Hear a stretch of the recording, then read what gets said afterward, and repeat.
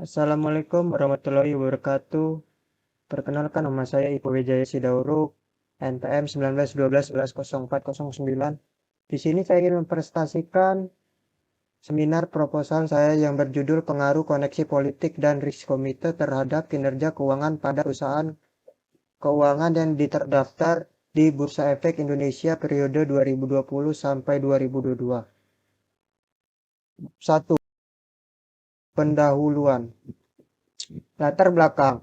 Fenomena koneksi politik yang terjadi dalam kasus PT Asuransi Jiwasraya pada 2019. Jiwasraya mengalami kegagalan bayar polis dan berdampak kepada kerugian negara sebesar 16,8 triliun.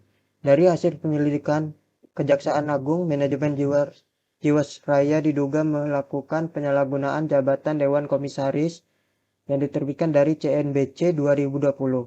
Sebelum kasus koneksi politik terjadi, PT Asuransi Jiwasraya diduga memiliki tendensi melakukan manipulasi laba window dressing sebesar 360,3 miliar yang terbit dari CNBC 2020. Rumusan masalah. Apakah koneksi politik berpengaruh terhadap kinerja keuangan pada perusahaan keuangan? Yang kedua, apakah riskomite berpengaruh terhadap kinerja keuangan pada perusahaan keuangan? Tujuan penelitian. Yang pertama ada menganalisis pengaruh koneksi politik terhadap kinerja keuangan pada perusahaan keuangan. Yang kedua ada menganalisis pengaruh riskomite terhadap kinerja keuangan pada perusahaan keuangan. Landasan teori. Agensi teori. Jensen dan McLean 1976 menjelaskan bahwa hubungan keagenan merupakan suatu kontrak di mana terdapat satu orang atau lebih parsipal atau pemegang saham menunjukkan orang lain, agen atau manajemen untuk bertindak atas nama pemilik. Para peneliti ekonomi dan keuangan telah mengategorikan masalah keagenan 3 jenis, yaitu yang pertama ada masalah prinsipal agen, yaitu masalah agensi terhadap pemilik dan pengelola di perusahaan karena ada pemisahan kepemilikan kontrol yang ditemukan pada perusahaan besar, menurut Berle dan Mens 1932. Yang kedua ada masalah prinsipal asumsi, yaitu yang mendasari masalah peragenan jenis ini adalah konflik kepentingan antara pemilik utama dan pemilik kecil. Yang ketiga ada masalah prinsipal kreditur, yaitu konflik antara pemilik dan kreditur timbul karena adanya keputusan pembiayaan yang diambil oleh pemegang saham, menurut Damodaran 1997. Kinerja keuangan. Menurut Mardiati 2018 menyatakan kalau kinerja dari suatu perusahaan dapat juga disebut sebagai pencapaian atas kerja yang telah diselesaikan menurut standar tertentu dalam suatu periode. Menurut Harrison dan Weeks 2013, kinerja perusahaan adalah sejumlah nilai yang dapat dihasilkan oleh suatu perusahaan kegiatan operasinya dalam memperoleh keuntungan. Besar atau kecilnya keuntungan yang dihasilkan perusahaan dapat digunakan sebagai suatu cara dalam menentukan baik tidaknya kinerja perusahaan. Penelitian ini memakai 2 rasio sebagai metode dalam mengevaluasi kinerja dari suatu perusahaan, yaitu ROA, Return on Asset, dan ROE, Return on Equity. ROA atau tingkat pengembalian aset yang biasa disingkat menjadi ROA diukur dengan rumus jumlah keuntungan setelah pajak penghasilan dibagi terhadap jumlah keseluruh aset, menurut Zhang et al. 2020.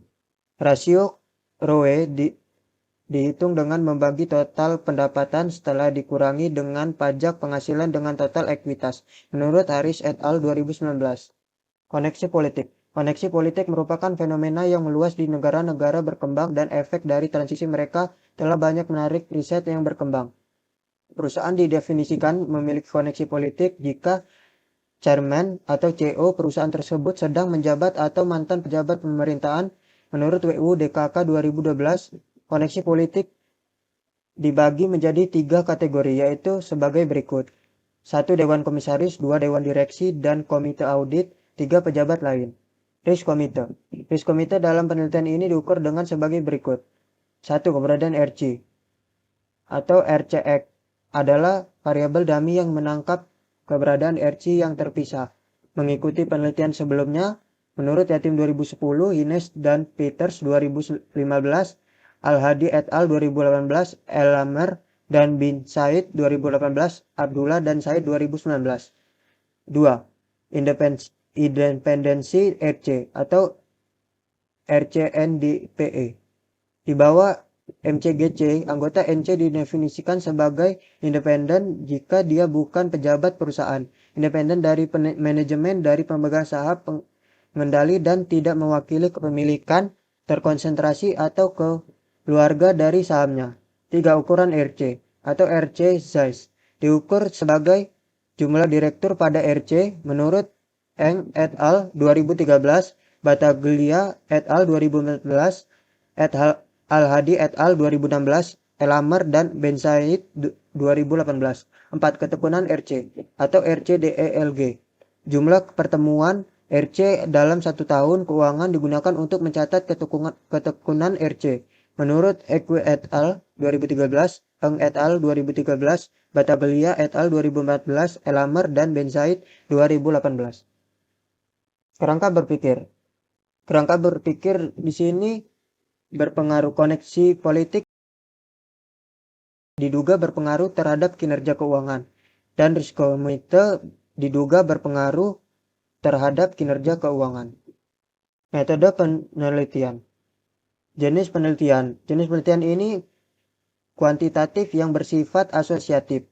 Objek penelitian perusahaan keuangan yang terdaftar di BIE periode 2020 sampai 2022. Metode pengumpulan data. Data dalam penelitian ini diperoleh dan dikumpulkan dengan metode dokumentasi dan penelitian kepustakaan.